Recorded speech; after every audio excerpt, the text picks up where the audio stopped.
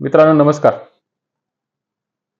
गेल्या 3 दिवसापूर्वी महाराष्ट्रातील काही भागात, विशेषतः नाशिक जिल्ह्यामध्ये अवकाळी पावसाने घमासान घातलेला आहे.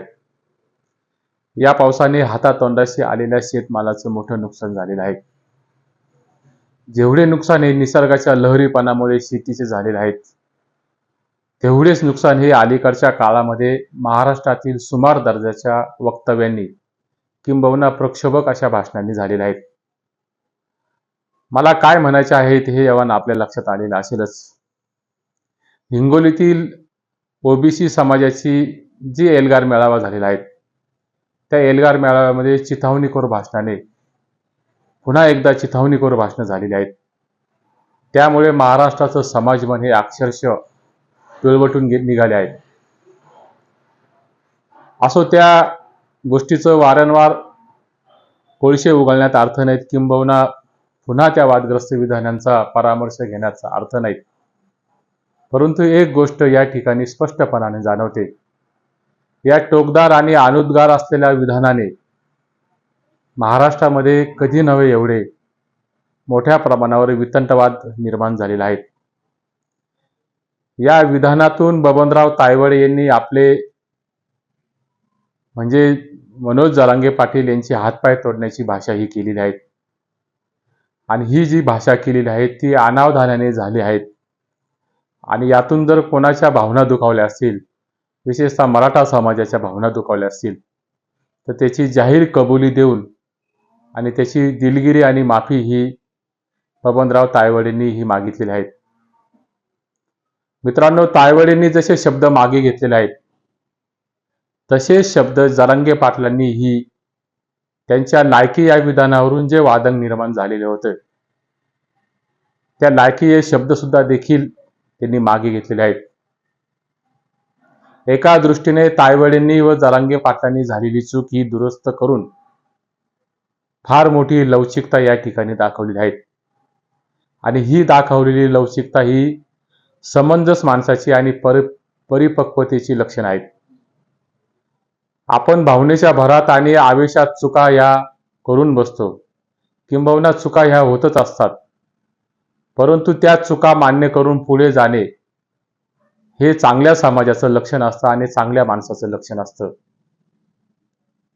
यातून मला एक गोष्ट निश्चितपणाने आठवते. दिवंगत यशवंतराव चव्हाण साहेब व प्रखरे आत्रे यांच्यामधील झालेल्या वादाची आठवण या निमित्ताने झाल्याशिवाय राहत नाही. आत्रे यांनी आपल्या मराठा दैनिकातून यशवंतराव चव्हाण साहेबांवर अत्यंत विखारी भाषेमध्ये आणि पातळी सोडून टीका केलेली होती. आत्रेंनी जे विधान आणि जे लेख लिहिलेला होता मराठामध्ये, त्यामध्ये निपुत्रिक असलेल्या यशवंतराव चव्हाणांच्या हाती महाराष्ट्राची धुराही सोपवलेली आहे. असा टीका करणारा लेख हा आचार्य आत्रेंनी मराठामध्ये लिहिलेला होता. आणि त्या लेखाची मोठ्या प्रमाणावर महाराष्ट्रामध्ये त्यावेळी चर्चा झालेली होती.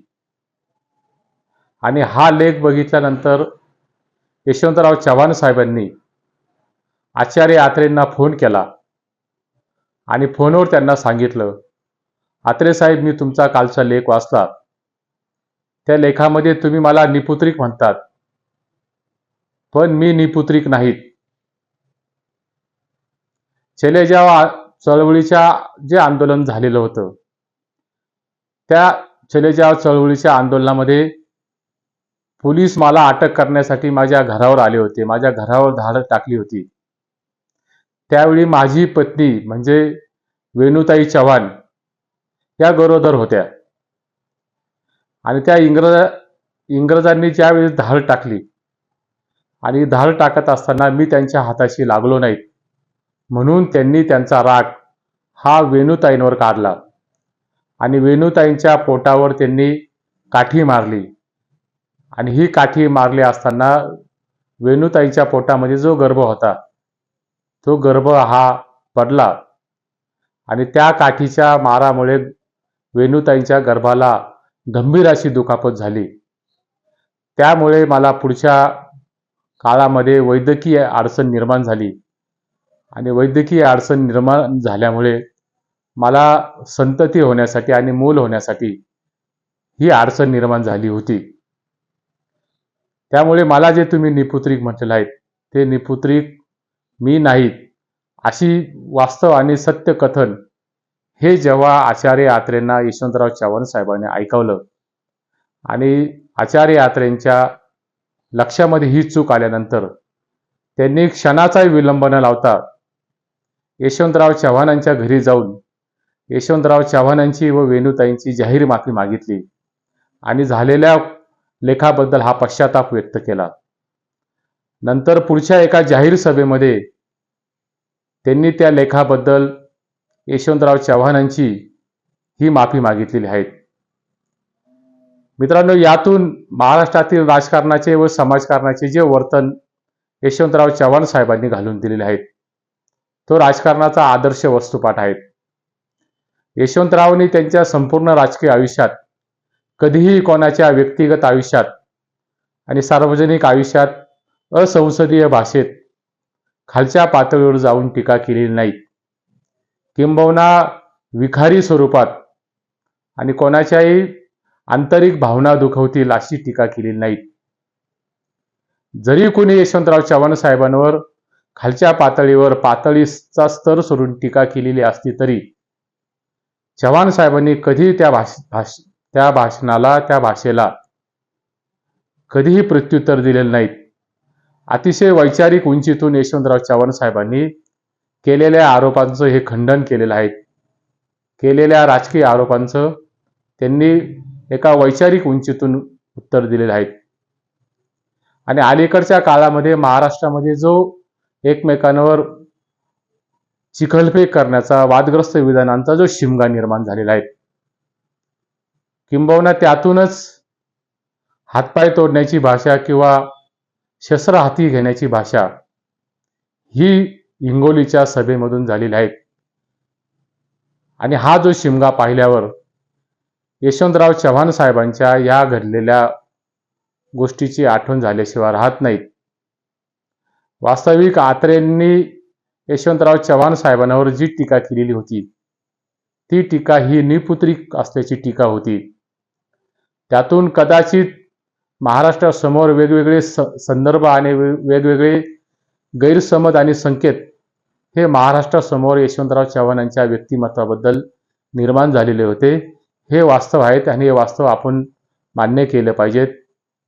परंतु चव्हाण साहेबांनी जो खुलासा केला चले जाव आंदोलनाच्या चळवळीमध्ये वेणुताईंना जी पोलिसांनी त्यांच्या पोटावर काठी मारली त्यातून त्यांची जी अडचण निर्माण झाली हे सर्व ऐकल्यानंतर आचार्य आत्रेंनी जो मनाचा मोठेपणा दाखवला तो मनाचा मोठेपणा हा महाराष्ट्राच्या सभ्यतेला, शालीनतेला आणि संस्कृतीला शोभणारा असाच होता. याचं कारण असं मित्रांनो, हे सर्व उदाहरण देण्याचं की हिंगोलीतील सभा आणि अंबडची सभा याच्यामध्ये ज्या पद्धतीने वादग्रस्त विधानांच्या फैरी झाल्या ते पाहिल्यावर कुठल्याही शहाण्या माणसाला, समंजस माणसाला त्याच्या वेदना झाल्याशिवाय राहणार नाही.